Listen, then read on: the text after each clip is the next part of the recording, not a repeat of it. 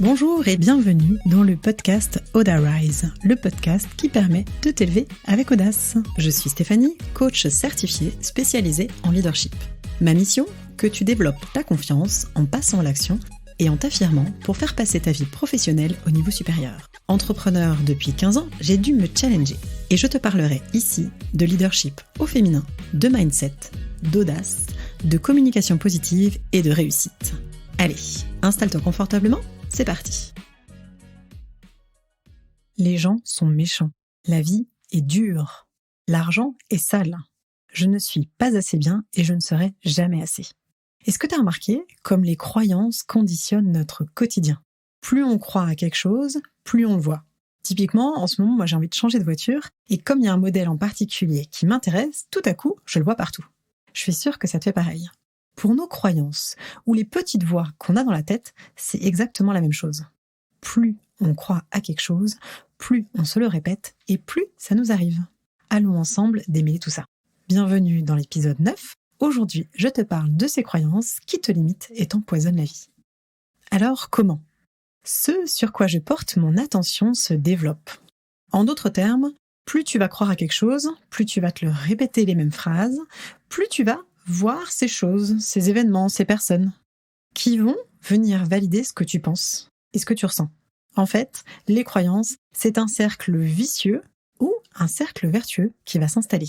On parle en coaching de boucles auto-validantes, de boucles auto-réalisatrices. Ce que tu crois, ça arrive, ça devient. Donc autant changer ses croyances. Qu'est-ce qu'une croyance ? La croyance, c'est finalement une certitude que l'on a au fond de nous. C'est donc en fait un filtre. On imagine une seule partie de la réalité. Elles viennent souvent des généralisations qu'on fait, des événements qui arrivent, ou alors des omissions. C'est-à-dire que on va retenir qu'une certaine partie des choses qui nous arrivent au quotidien. Ou alors des distorsions. C'est-à-dire qu'on va transformer la réalité. C'est-à-dire que typiquement, si je suis montée 2 fois à cheval et les 2 fois je suis tombée, j'aurai la croyance qu'à chaque fois qu'on monte à cheval, on tombe. Je sais pas pourquoi j'ai pris cet exemple, parce qu'en fait, j'ai monté à cheval pendant 10 ans, je suis peu tombée. Bon, à chaque fois ça fait mal, c'est vrai, mais du coup, c'est pas ma grosse croyance. Mais pour t'illustrer un peu le propos, on a vite fait en fait de généraliser, d'omettre certains détails, c'est-à-dire toutes ces fois où typiquement on tombe pas de cheval, ou de distordre la réalité, c'est-à-dire de la transformer. Pourtant, toutes les croyances ne sont pas gênantes. Il y en a, heureusement, qui vont être là pour nous booster. Donc en fait, il y aura 2 types de croyances. À la fois des croyances limitantes, c'est-à-dire, par exemple, quand je t'ai dit au début, les gens sont méchants. Et il existe des croyances qui vont être aidantes, c'est-à-dire qui vont te stimuler, qui vont t'aider, qui vont te permettre d'avancer. Typiquement, le contre-pied, ce serait de dire les gens sont gentils. Moi, par exemple, dans la vie, j'ai envie de croire que tout le monde a un bon fond. Et en fait, en cultivant cette croyance, ça ne va pas me limiter. Au contraire, ça va m'aider. Ça va me permettre de percevoir à chaque fois ce qu'il y a de bon en chacun de nous. Donc, ce que je te propose, ça va être d'aller voir à l'intérieur de toi, pour savoir en fait ce que tu te racontes, et ne garder que les croyances qui sont aidantes. Il me semble que c'est quand même vachement plus important, vachement plus intéressant que de se répéter en boucle « les gens sont méchants ». Moi, dans ma petite vie, on pourrait toujours revenir au monde des bisounours, mais en fait, j'ai les pieds sur terre, par contre je sais ce à quoi j'ai envie de croire, je sais ce qui est possible de m'attirer avec les croyances que je me raconte. Donc du coup, j'ai décidé un jour de les choisir. Je trouve ça beaucoup plus sympa que de se mettre des bâtons dans les roues toute seule. Alors vous pourriez me dire, c'est une façon d'être dans le déni et de nier les problèmes. Et bien sûr, je vais vous répondre que je suis pas d'accord. En fait, on a tous nos casseroles, on a tous des événements qui sont plus ou moins douloureux, des traumatismes. Et je vous dois avouer que j'ai eu ma part.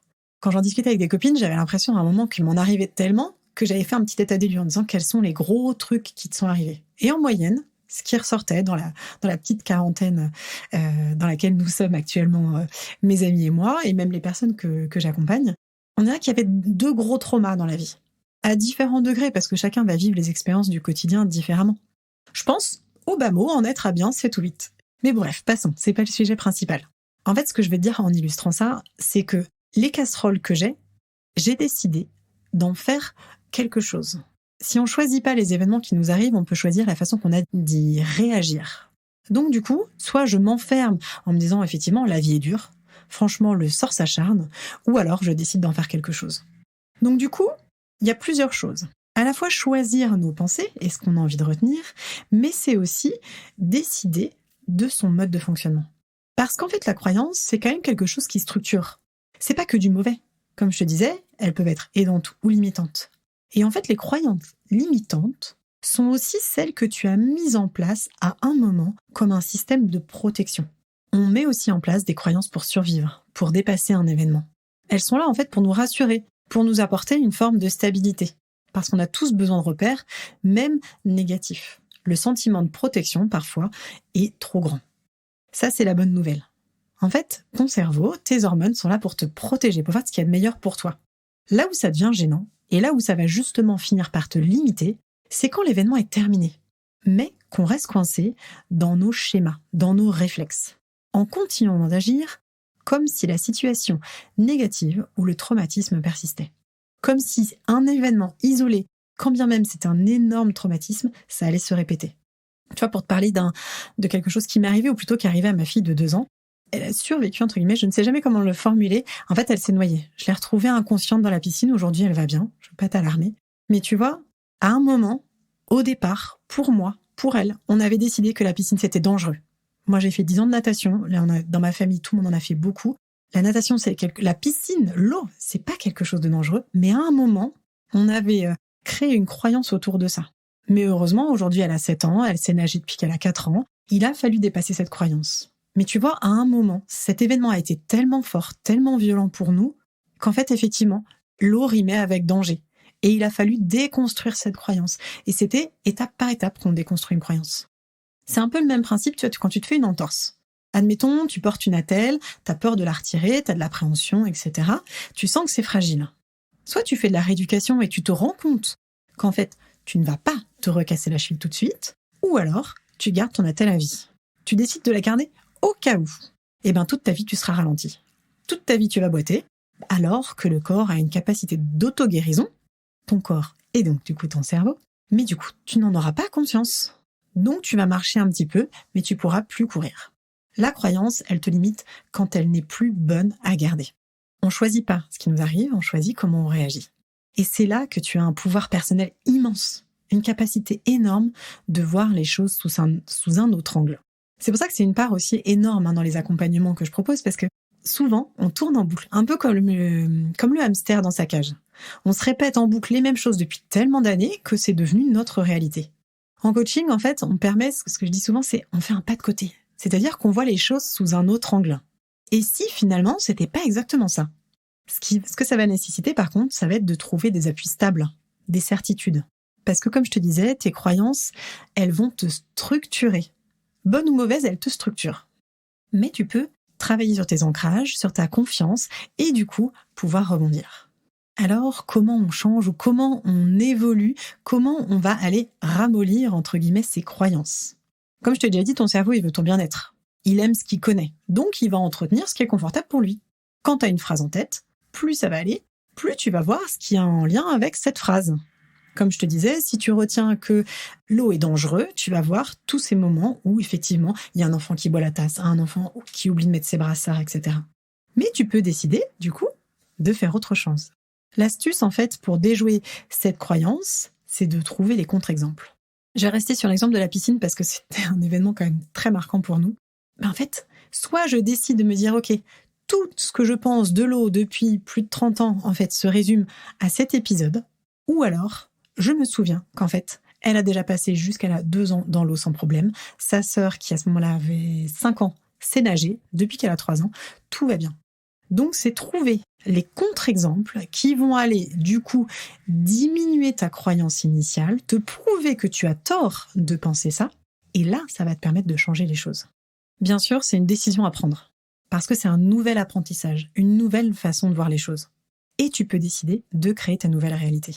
J'entends souvent les résistances de mes clientes dire que dans l'enfance, elles n'ont pas reçu de compliments, elles n'ont pas reçu d'encouragement, de gestes ou de mots positifs, celles qu'elles attendaient. Et moi aussi, m'en a manqué plein. Nos parents, ils ont fait comme ils pouvaient. Mais du coup, cette carence, en fait, soit on se la tourne en boucle, soit du coup, on transforme cette croyance. Et on commence à écouter tous les petits mots qui viennent de l'extérieur et qui font du bien.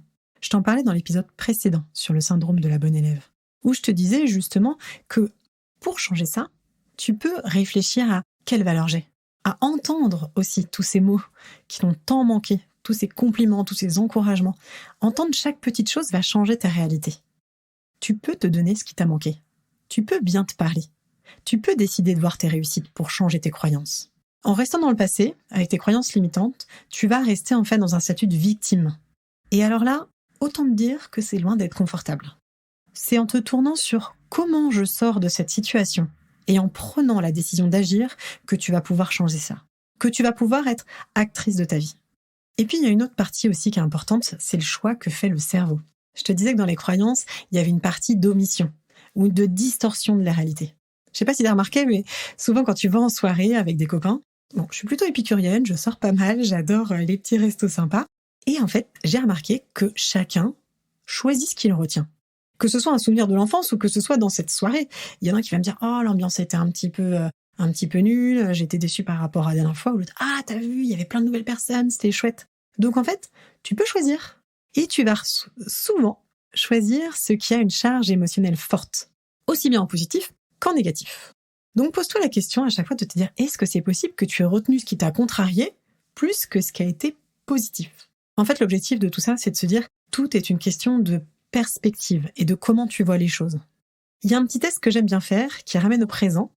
Je vais vous proposer de réfléchir à une phrase positive qu'on t'a dit. Est-ce que ce qui te vient automatiquement, c'est plutôt des reproches et des jugements malgré ma demande, ou ça va être quelque chose de positif? Est-ce que c'est facile pour toi de faire ça?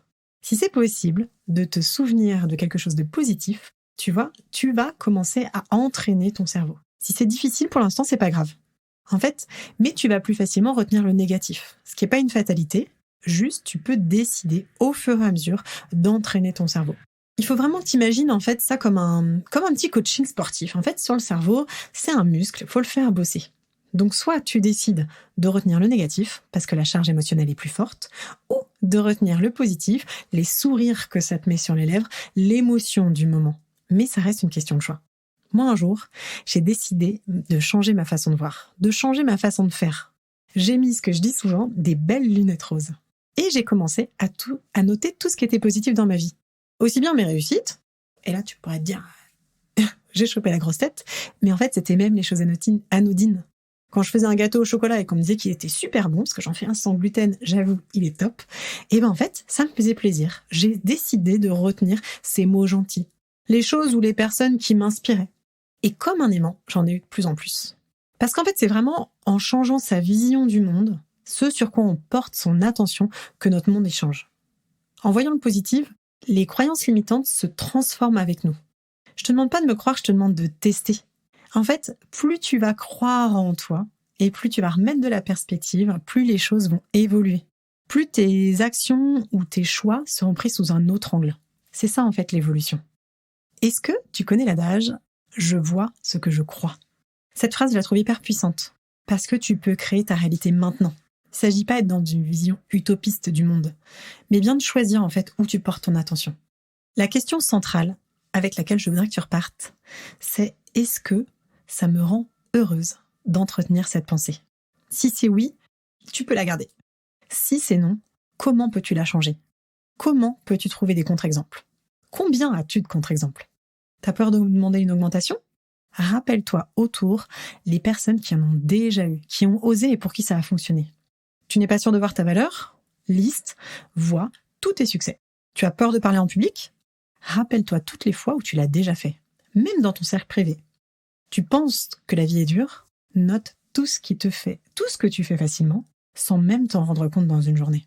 Tu n'as d'action possible que sur tes projections. Et oui, je sais, c'est pas toujours évident.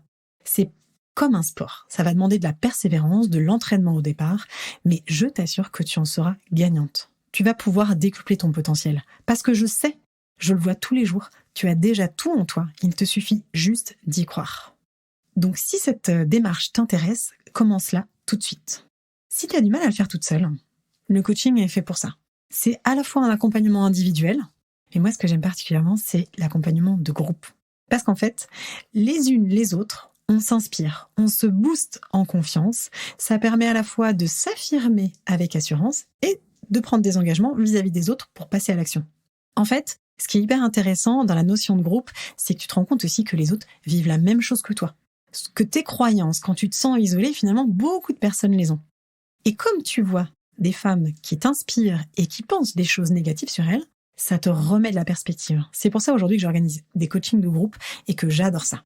Je te mets en lien d'ailleurs si ça t'intéresse en bas. Le prochain coaching de groupe, il commence début octobre. Et justement, c'est comment je prends ma place, comment je m'affirme, comment je dévoile mon potentiel pour oser me montrer.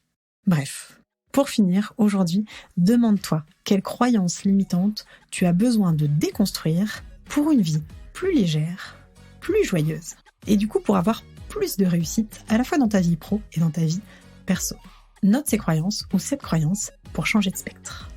Si tu as aimé cet épisode, tu peux me mettre 5 étoiles sur la plateforme de ton choix. Pense à t'abonner pour ne rien louper. Je te dis à très vite.